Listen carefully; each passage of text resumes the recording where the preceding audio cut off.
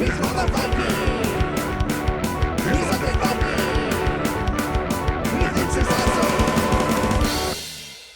everybody, this is me, the Undead Viking, and this is Iberian Rails. Iberian Rails, as you probably have guessed it, is a train game. Now, when I say train game, I mean it's an economic train game. When I say economic train game, I'm going to say that this game is like dipping its toes into the whole world of the 18s, if you will. Now, if you don't know what I'm talking about, that's all well and good, but just suffice it to say, Iberian Rails is a game in which each person is going to be a tycoon, an entrepreneur, if you will, that is investing and controlling different railway companies and trying to get them to connect to all these different cities and basically earn them the most money, all the while trying to make sure that they're not earning a lot of money for anybody else. The way I'm seeing this is because, and a lot of you are probably watching this and you're saying, yes, we know what those types of games are, but there's a lot of people out there that I'm guessing, maybe haven't played a lot of these types of economic games. But the big thing is that you are playing an investor, and you are going to have shares in these different railway companies, and you might have several shares in, say, a company, but other people might have it as well, or they might be placing different these hotels that can earn people money that they're forcing you to build a railway through them because it's the only way to go, and so you are going to be making money for other people, but your whole goal is that ultimately, like, yeah, okay, I might make you $15, but I'm going to make 25. So in the end, I come out on top. And as the opposing players, your goal is to do just exactly the same thing. Make sure that you have as much profits as you possibly can without allowing other players to mess with it or compromise that as well.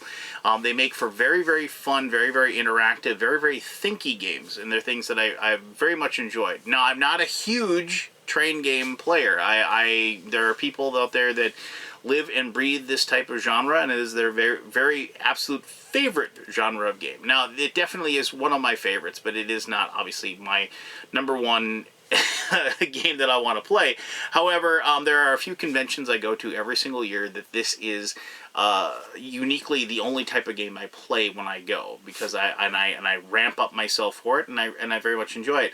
And I like heavier games than this, and I like lighter games like this one. And I'm not saying this is a light game, and I'm kind of getting ahead of my final thoughts here, but I'm just going to say flat out, in the realm of this type of game, this one is definitely on the lighter end. And so if you are somebody who's looking at getting possibly into a train game, this is something you might want to look at. But regardless, let me show you how the game is played. The artwork for this game is fantastic.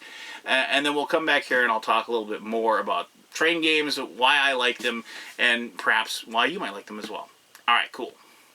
Alright, this is Iberian Rails, and I've gone ahead and set up a 5-person game. I'm going to give you a quick little overview of how the game is played.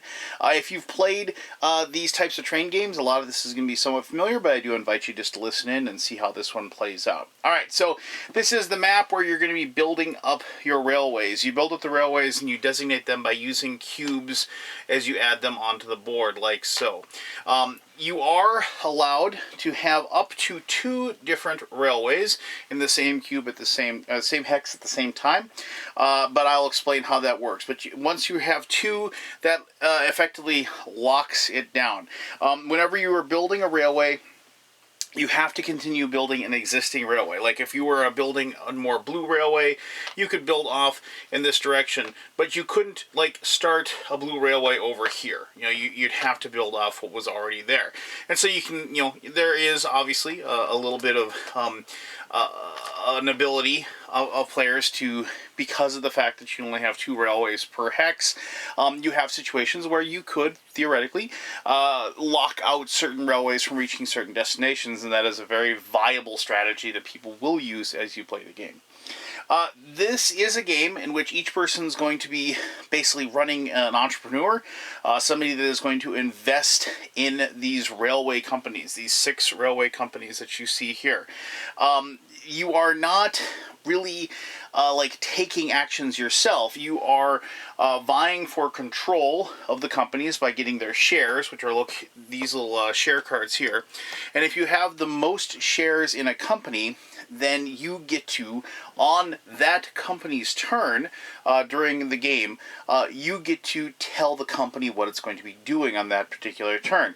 You have situations where it's quite possible that you aren't going to be in control of a company in a given turn. However, because of the fact that you own shares in the company, if that company does well and it earns money, you're going to earn money anyway. So once again, if you've played railway games before, these concepts are going to be old hat, if you will. So on the board there is the starting hexes. You can see that they are delineated by the different color that's around it. Those are the starting cities that each of these particular railways start in. And then you'll notice there are blank hexes. Blank hexes are just exactly that. They're blank hexes. However, as the game is being played, players are able to build hotels in the locations that are blank. That's important because as you build hotels and as you connect that hotel to a railway, if that particular railway is also connected to these yellow hexes here, these are tourism cities. The people that, so if you have a pink hex like this, let's just build off of blue again here. Let's say blue, had the forethought to be connected to these three tourism cities, and then later on, pink had this built out and put onto there.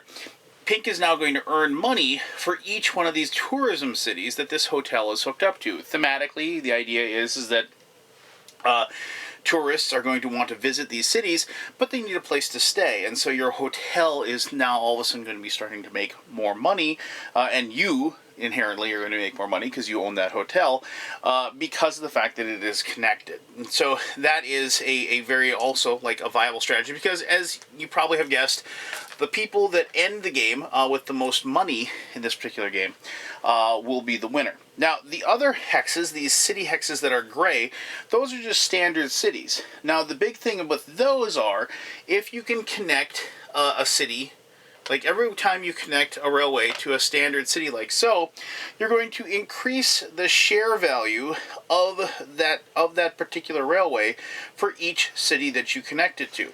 And when you have payouts for those companies, for every one of these shares you have, say like you connect, blue connects to, let's just, once again, I'm kind of cheating here. Let's say, blue's connected to 4 of those cities, so they're going to be on rank 4, and it's going to be worth 10. And so as soon as, if you had a share, let's say you had like 3 shares of that company, and you have a payout, you're going to get 10 dollars, coins, pesetas, as they're called in this particular game, for each share that you have. So once again, if you've played railway games before, this sort of thing is pretty evident, and it's very, very commonplace. But if you've never played a game like this before, that's how this type of game works. All right, so to begin with the game, what happens is that each person's going to get, they're going to get their marker for the color that they have. They're going to get their 10 hotel tiles they're going to be able to possibly build on the board. And they're going to get a certain amount of money depending upon the number of players. They're going to get X amount of money. With the less players, you get more money. With more players, you get less money. And then to begin the game, you are going to, one person, the person who plays, the brown company here, and depending upon, and notice how these locations are not,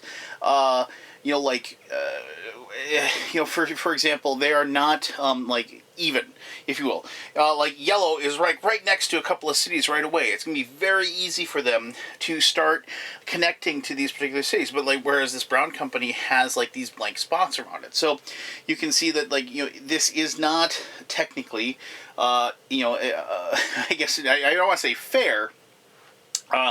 But it is not synchronous to everything. So this is something you have to look at the board and kind of figure out exactly what you want to do. But regardless, like to begin the game, whoever was the last person to ride a train, and hopefully somebody has, they're going to be the first player. What they're going to do is they are going to submit the very first bid for a share of a company. The order of the companies that you are going to be bidding on shares are just like the boards, top to bottom, left to right. So you're going to go yellow, brown, blue, green, red, and then black. And so, or I guess technically this is gray. I always think of it as being the black company, but yes, it is the gray company. So you start off, the first person was just they're going to say, I bid X for a share in this company. And you can bid 0 if you so desire. And then you go around the table, and somebody says, I bid 1, I bid 2, I bid 3, and so on and so forth. Until finally one person says, I bid X, I bid 10, I bid 15, and nobody raises and everybody else passes. And then you go ahead and claim that share. Now, once you pass, you can't get back into the auction. You can't pass when it's 7, and then when it gets to 11, say, you know what, I'll bid 12. So once you pass, you're out. Anyway, so then after that's bid, the person who won the last bid will start the bidding on the next share, and they can once again bid 0 if they want. So if you spend all your money to begin with, you continue to bid just because you bid 0. And so you do that for each one until all the shares are divvied out. Now, it is quite possible that some people might not have a share. I mean, I haven't had that really happen in a game yet, but it is quite possible that that could occur. But, it doesn't matter, because later on you can still get shares. You're going to be bidding and auctioning for these other shares as the game progresses. All right. So once that is done and everybody either has a share or not, whoever has that one singular share becomes the CEO of that particular company. And because there are 6 companies, somebody's going to double up. You can't, there's no way that nobody's going to not get it, because remember, you can bid 0 for these things. But regardless, once you're the CEO of the company, you are in charge. Now, somebody else can take over being the CEO of that company if they have more shares than you in that company, but they have to actually have more shares. So if you have one share of blue and then somebody else gets a share of blue, they don't become the CEO. But if they get 2 shares of blue, at that point they would take the CEO of that company, and then when that company's turn comes up, they're going to get to make the choices for that particular company. All right, so now, I hope you're with me. We haven't even really got to the actions yet, but there's one last thing we have to do before we move into the actions, and that's this stuff over here. Now, you might have noticed these, and I haven't really talked about them yet. These are the different characters. These are the different character cards that you have access to, and this is going to kind of give you the actions that you're going to have available to you when and if you are the CEO of a company, and it is your turn to pick something to do. So each one of these, and you get more, and there are quite a few of them because we have a 5-player game. There is less players. We didn't play with all of them because there is, like, the rules tell you which ones to use, and it is a little freeform. It tells you, like, with 9 people, with 9 of these cards, for 5 players, it says use these 3, and then pick 3 out of these 4, and then pick 3 out of these 4. And so you can, like, pick those randomly. Everybody can agree or whatever. But each one of these cards is a different, like a power or whatever. So, like, and has different things available to them. So, like, here is the banker, and the banker has, like, the special power is that if you choose this as your player, as soon as you pick him, you immediately get 10 coins. So, like, after you take him, you're just going to get money for doing it. This over here is if you do build a railway action. If you build 1 railway, meaning you put 1 cube on the board, you're going to pay 10 coins for that. And then, as you can see, as you build more and more, it costs more and more as far as the coins go. Now, this is not the same for every single one of these players. Look at the worker here. The worker has 0 or 5. So if you just build 1 railway, you could just build it for nothing if you took the worker as the character you're going to play on that particular turn. Now, I'm going to pick up the banker again, just so you can see that. And you also notice that the worker, it does get to build super cheap, but it can only build 2. And if you look here, like, it has no special ability. That's the long and short of what it does. So here's the banker again. So, here's its build tree, but you'll notice that there's these 2 symbols over here. There's this thing, like, looks like it's an auction, and then there's this thing where there's a little money bag. Now, what this means is that, you have the capability as an action on your turn to have what's called an open auction or a closed auction. An open auction is just like you did at the very beginning of the game. You're going to pick a company that has a share available, and you're going to say, I bid 10 on that share, and then you go around the table and everybody can bid for that. A closed auction is one in which people are going to take their money that they have, and mind you, your money is secret. You keep it behind your there are screens that you have to hide the amount of money you have, so nobody knows that. But then you take the coins you want to bid, you put them in your hand, everybody puts their hand in the middle, and you all reveal at the same time. And so so it is a blind auction, and but it is like technically that's what a closed auction is in this particular game.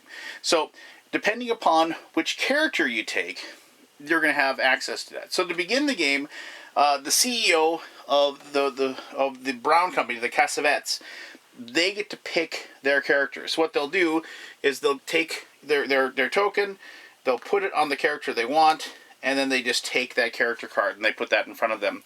So when their turn comes, they know what their actions available to.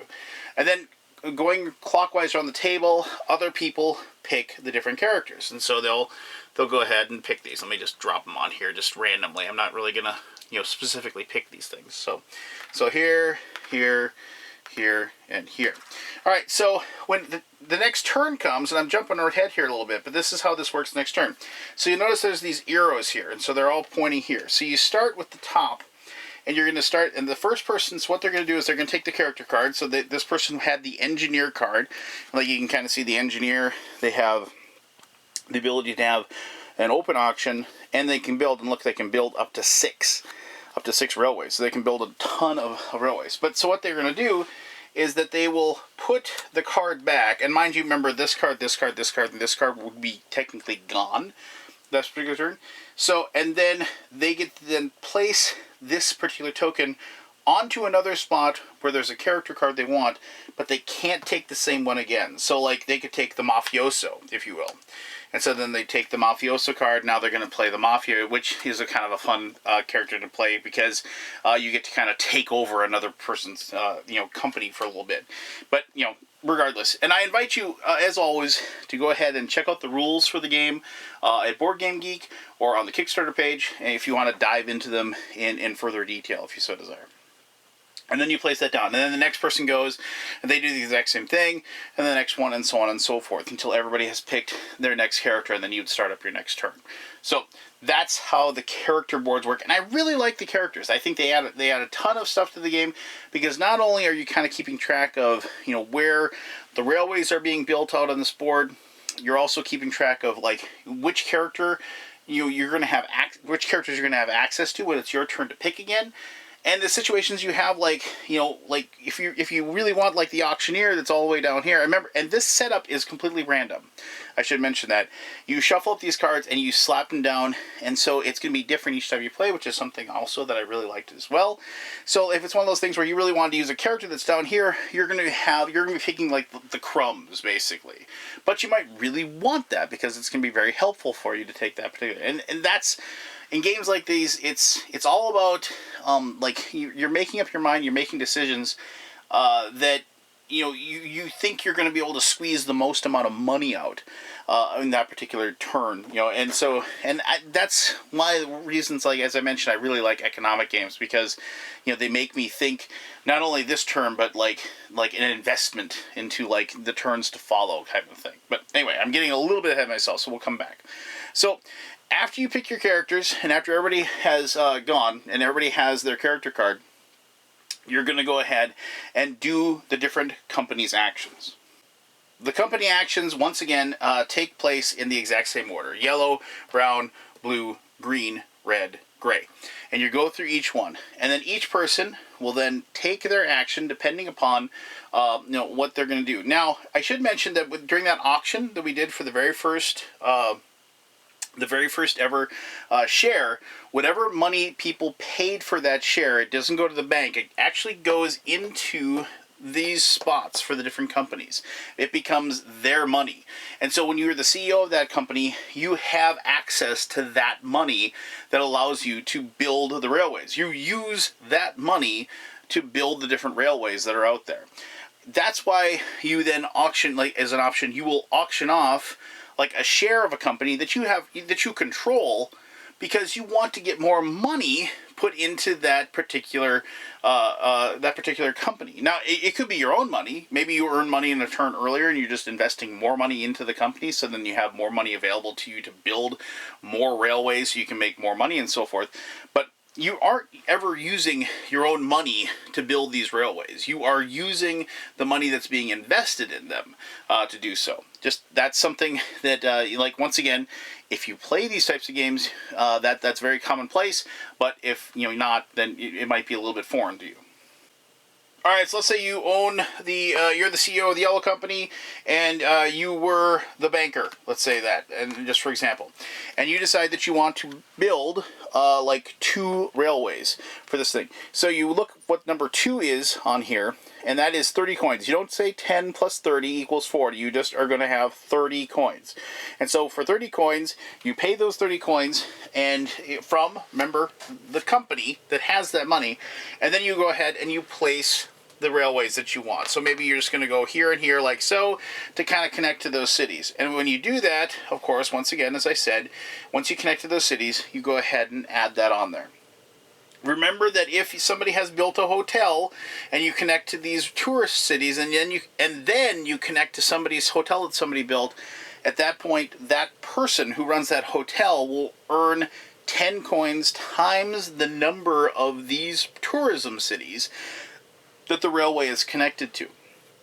And that is money that goes to the player that then can use that money once again to make bids and can invest in companies and so on and so forth. So, and so when you're building, that's what that happens. All right. So now I'm going to talk about the auctions really quick, because this is the way that the different auctions, like how you earn money as well.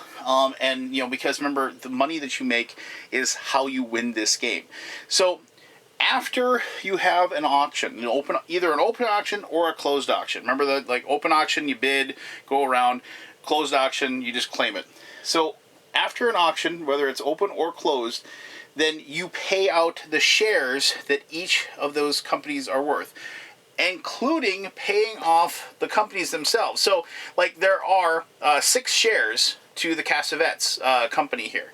So let's say, for example, the Brown Railroad had connected to 5 different cities, and so they were worth 12 each. And so one person had like 2 of these, in their favor, and then they auction off a third one, and that goes to somebody else, for example. But there are 3 shares still with that company.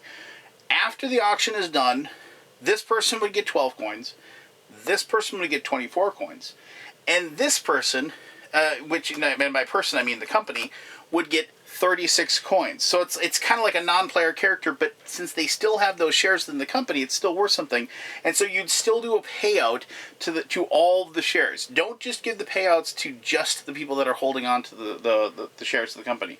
They also go to the company itself. And once again, that's more money that company will have. So if you're the CEO of it, then that's more money that you can invest and build more railways and so on and so forth. And you do that for both open and closed auctions. So just, keep that in mind.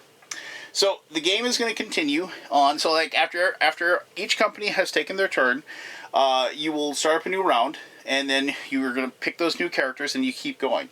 The game will end when 4 of these 6 companies have no shares, or if one company connects to 12 different cities. If they get all the way to the bottom here and they connect to 12 different cities. When that happens, you finish it off. So you basically make sure each company has a turn. You don't, like, if Blue manages to connect to 12 cities, you don't stop the game. You let all the companies finally have their last turn. Each share held by a player pays out twice its value, and then they collect the payouts from the bank, and the player with the most money wins. If you somehow have a tie, which has never happened for me, but it could happen, the player owning the fewest shares win. If there's still a tie, which once again has not happened for me, the player holding the character card closer to the rear is the final tiebreaker, and obviously that you can't tie with that. So this is, as I said, a train game, and these types of games have a very fervent following, And I'm not one of those people that has a very fervent following of this. I've played several of them. I enjoy them, but I'm not fully integrated into that like world of the board game hobby. Now, did I enjoy this one? Yes, I did. I think it was a wonderful as far as those types of games go, I think this is a lighter one, and which is something that I very much enjoyed. I very much enjoyed the different characters because it added an extra wrinkle to the game as far as the options that I had on my particular turn, and I enjoyed like how like close and like how I felt like there wasn't any room really to do anything, and I was really working against the other players, and that's something that is very common with these railroad games. So, but let me talk about more about all of that in my final thoughts. All right, thank you very much for sitting through the overview for the old Iberian rails. As I said, if you want to delve into the rules a little bit deeper, if you want to look into each one of those character cards and see what each of the little powers is and what they can do and what they can't do and that sort of thing, I invite you to go ahead and check out the rules on the old Kickstarter page or on the page of Board Game Geek, and you can look into that a little more deeper if you so desire. Now then, what do I like about the game? Well, I mean, I've always enjoyed economic games, and I do enjoy the whole train game genre. It is something I like. Now, that when I say train game genre, I'm obviously not talking about Ticket to Ride. I'm not talking about Russian railroads. I'm talking about those 18xx type games. And the heavier economic type games. Now, as I said, this is definitely not going to be one of your heavier, tougher games of the genre. However, it is very, very fun, and I think what really drives home the fun for me is the character options, because of the fact that not every character, as I showed you, is going to have all of the different options that you need on a particular turn that you want. And so if you and because of the fact that you have as far as when you're picking your particular character, the next turn you might be picking third or fourth or even last, and the characters that for the actions that you want, like there will be a character.